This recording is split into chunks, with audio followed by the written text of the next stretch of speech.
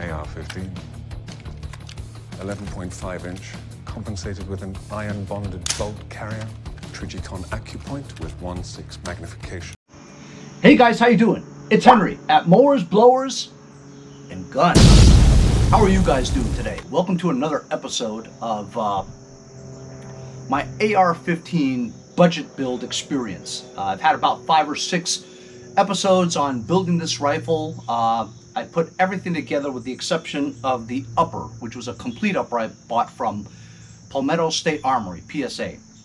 Anyway, as you know from previous 2 episodes, I went to Calverton Range over here in Long Island near Northampton, and we shot this rifle for the very first time, sighted in my scope, and if it wasn't so damn hot that day, we would have stayed longer, you know, but we were just drained, just pouring sweat, and it wasn't enjoyable, so we had to go home. Anyway, I had very accurate results from it, you know, which was really good, and I feel confident that since I put it together, it was shooting really, really well, okay? With the exception of I had cycling issues where I would shoot a couple of rounds and it would be a dry fire, you know? And that I even used my forward assist a few times, right? And I'm thinking that it's undergassed, okay? And I've thought of all different kinds of things with it, read a lot of forums and stuff, and that I had a few short strokes, maybe a couple of double feeds at the same time, but mostly I had to charge it myself. You know what I mean? A few times, a bunch of times, maybe a dozen or so. I had to charge it myself manually. I guess had I just used the forward assist, I wouldn't have had to charge it again, because basically when you're charging it yourself, you're pulling it all the way back and then slamming it into the chamber. You know what I mean? So I was thinking a lot of people said that maybe my buffer was too heavy, so that the bolt going back would take more force to push a heavy buffer back and not have enough force to return and slam the round back into the chamber again. So I thought that was it. So I took apart my buffer, and I had 3 lead ounces of weights in the buffer itself. Removed the top through a roll pin, right? And I removed 1 of the 3. So a 3-ounce buffer would have made it a 2-ounce buffer, therefore making the buffer 1 ounce lighter. So if it's lighter, the bolt doesn't require that much force to knock it back and have a much more force getting it back. So I thought that maybe it would cycle better. But then a lot of people says, you know, Henry, you really shouldn't do that. The reason behind that is because my 3-ounce buffer is actually a standard carbine buffer system.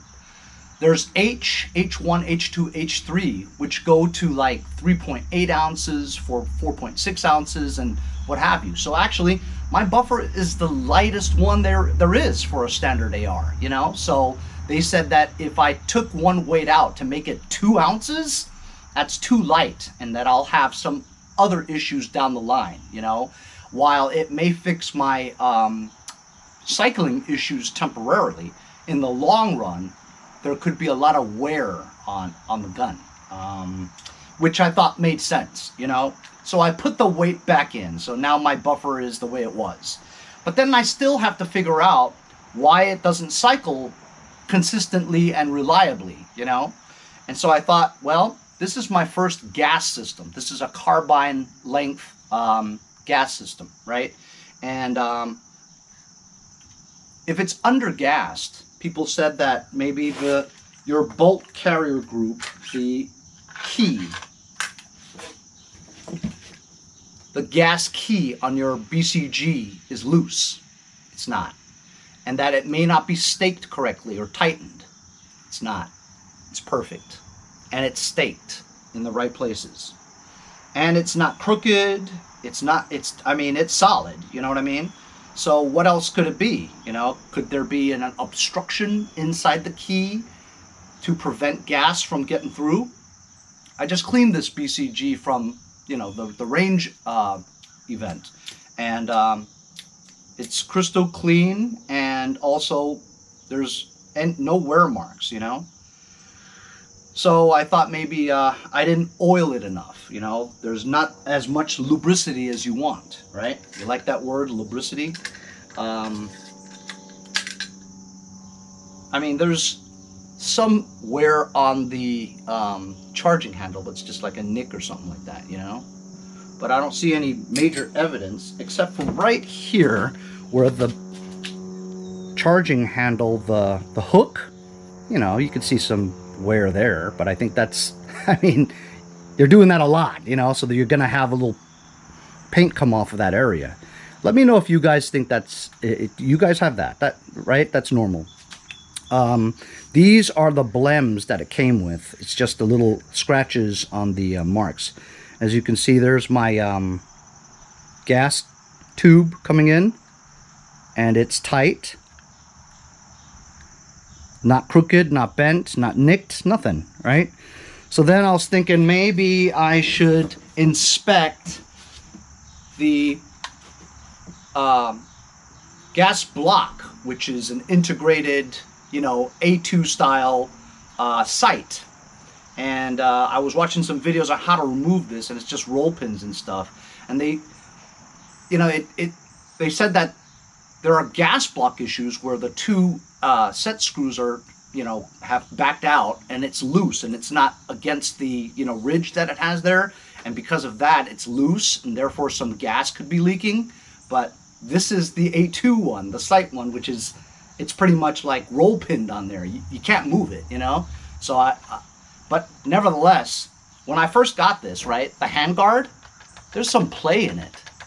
You know what I mean? Which always bothers me if you have play, you know what I mean? So I've never removed the Handguard off of this style before. So today I'm gonna try to remove this Handguard and inspect the gas tube coming from the sight to the upper. So basically, there is another thing. I am shooting 55 grain Tula Russian steel case ammo. That could be it too. It could be your mags, but I don't think it's the mags because I have a lot of friends who use hex mags and said that they've never had an issue with it. But then again, they were shooting brass.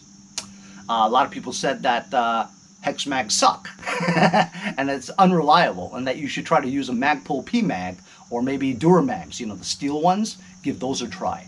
Also, you know, here in New York State, you're only allowed to load 10 at a range, right? So 10 just fits in there. You couldn't push it down. I mean, so maybe the tension of the spring is too tough or binds because you're shoving 10 in there, you know what I mean? So some people said take one out and just load 9. But honestly, when you load 10 in there and you shoot it for the first time, the first round loads fine, you know? So if anything, it's the tension of the spring that's not strong enough. Not too much tension, you know? So it could be that too, but you never know. I could try to just use brass. My friend Alan gave me 5 rounds of 5.56 brass, and maybe next time I go and try that. I don't know. I don't go to the range that often, you know, because it's a hike, you know. Also, I just bought 1,000 rounds of Wolf. That could be a different grain, and you know, it's newer, because the rounds that I'm shooting now, I traded a weed whacker for 200 rounds. I have no idea where the guy got it from, how old it is, how long it's been sitting, whether it's been in a magazine case its entire life, whatever, or has it been exposed to fluctuating temperatures such as cold winters, hot summers, cold winters, hot summers, and maybe that contributes to it too, you know, because it's not every round, it's intermittently, you know. Anyway, I'm going to use a pair of channel locks, right? I know you could put this in a vise and all that stuff, and put the channel locks over here, and then get a clamp to clamp this onto a thing, you know, the table, whatever. But I think I'm just going to use these channel locks and try to pull this down, and at the same time with the other hand, pull this handguard off, so I can just inspect the gas tube. Not to mention the fact that I never did it before, and I want to figure out why there's play. You know what I mean? Try to figure out a way to make it more solid so that there's no play, because the play does bother me, you know. Anyway, so I'm going to try to do that now. So here I have the upper. It's resting on a coat on the ground so that I don't hurt the back and the thing. So I'm just going to pull down on it, or like they say in Canada, pull down. I use my knee. There we go. Hey, that wasn't hard.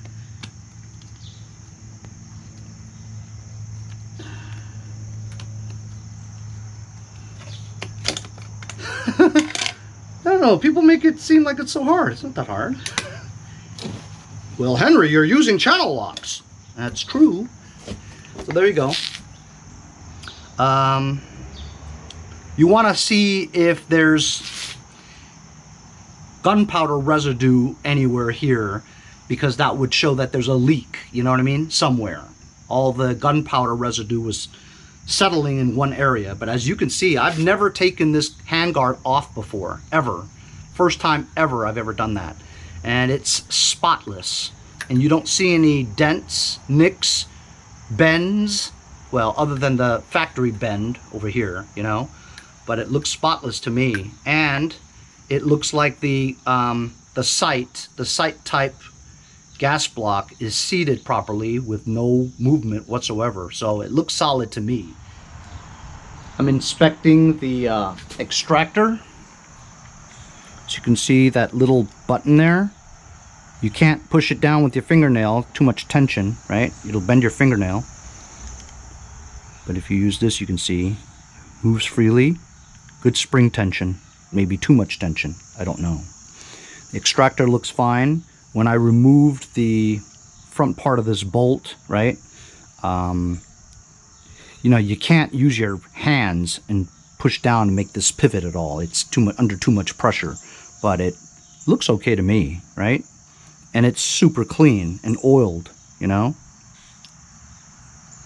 So I don't think there's anything wrong with this BCG either. I've cut a few strips of electrical tape to just put on these little rails over here. These are the parts that go together and form the circle that you placed inside the thing, and there's some play. The front part of it, there's some tabs over here, right? And I don't see the corresponding tabs on the front part here, but they're there for some reason. And so if I put tape over it, it gives it a microscopic extra amount of room. So the more room you have, it's like taking a piece of tape and wrapping it around, forming like a gasket, if you will, you know? So maybe it might lose, it might help the play a little bit, you know? But even if you're holding it like this, you can hear it. It's just plastic, you know? And it's the way they were molded too, right? That, you know, it's not like precision stuff, you know? It's cheap, you know what I mean? But I like it because it's old school, you know? So I'm going to try to install this to see if we still have some play. Probably will, but got to try to get rid of it, you know? Maybe I'll put a couple more layers on here, you know? Electrical tape holds up very well to heat. It makes it softer, but it still stays there, you know? And it won't burn.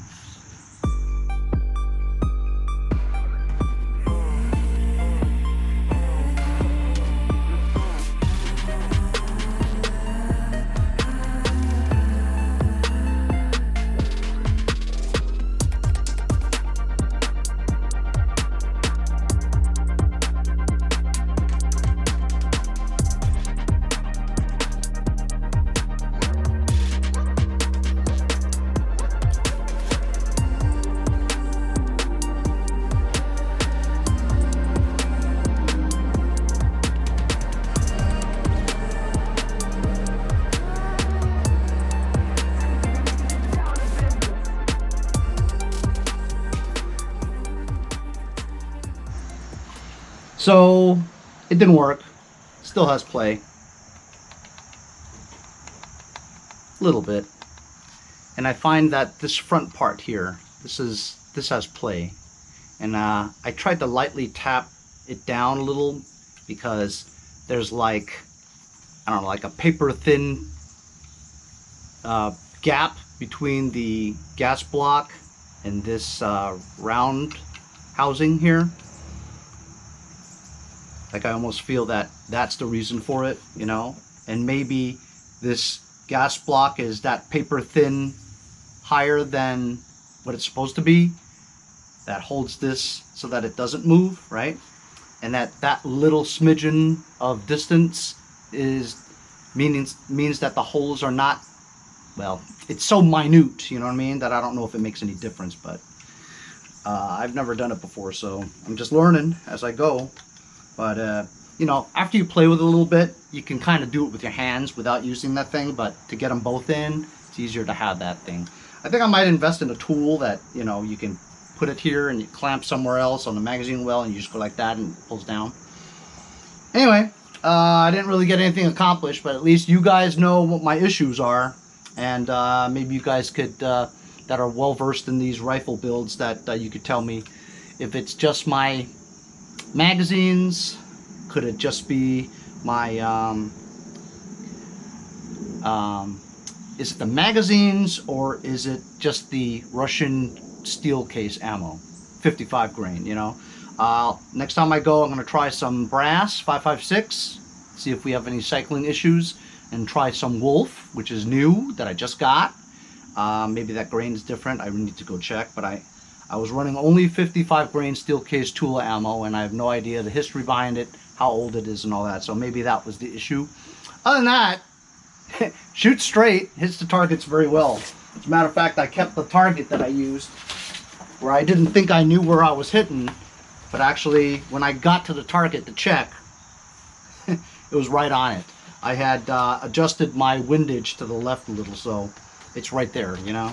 I guess it could be a little lower because the groupings are all a little bit higher than the middle part of the body, right? So I guess I could put the elevation down a click or two, and then 3 clicks over to the left, and that ought to be good. Anyway, so that's it. I wanted to show you guys the inner chamber. My feed rails are perfect.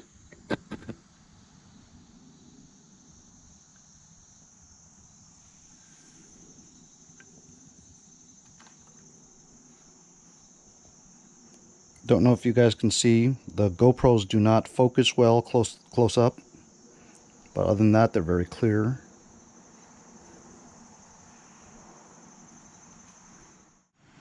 There was also another test to test the rings on your bolt there. If you have it extended, right, and you just put it down, and if it stands on its own without depressing, then your rings are fine. And it should be, because it's brand new. Right? I've only shot like 80 to 100 rounds in here, so this is a brand new bolt carrier group. But if your rings were worn, right, it would go down by itself like that, you know. But if it stays up like that with its own weight and doesn't go down, then your rings are fine.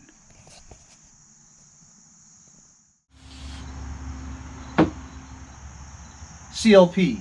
Cleans, lubricates, protects firearms. From my friends over at Lucas Oil Products. The cleaning solvent dries on its own, and the only thing that's left over is a small glistening bit of light lubrication. It's the best stuff. Don't take my word for it. Go try it yourself. Bolt carrier group cleaned it again and lubricated it. So, love to hear your input, fellas, because I am definitely not an expert, but I enjoy it, so therefore I want to learn and get better at what I do, and have a well-performing rifle, you know. So, you know, I'll try the different ammo. I'll maybe buy a couple of mags or use my friend's mags next time I go. And we'll see if this thing fires a little bit better with the different ammo. Other than that, people say there's nothing really wrong with it. There's a break-in period sometimes for stuff that you just build, you know. Run a couple of 100 rounds through it. I've only run like maybe 80 or 100 rounds to it. I don't even remember. Trying to sight this in. But still pretty happy with it, because, I mean, it shoots really well, you know. Anyway, thanks a lot for joining me on today's episode. Thanks a lot for your advice in advance. We'll see you guys next time on Mowers, Blowers, and Guns.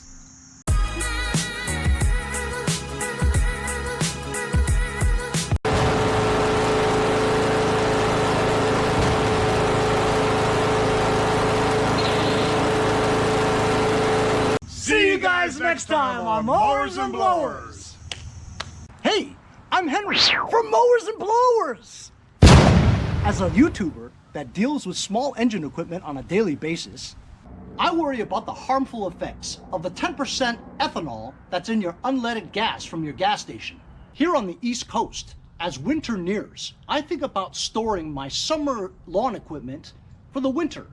Ethanol absorbs moisture, and what it does is it could rust or corrode and clog up your jets in your carburetor.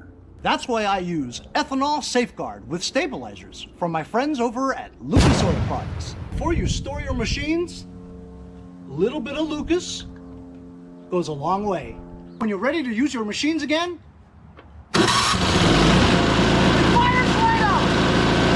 hey, if you guys enjoyed the video, remember to give me a like. Also, comment below.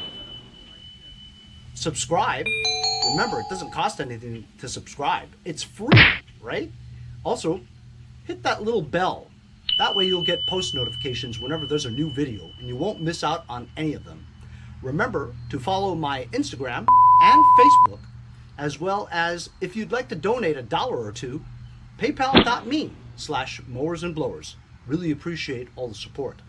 Also, to keep the videos coming every day, support the channel. Bye.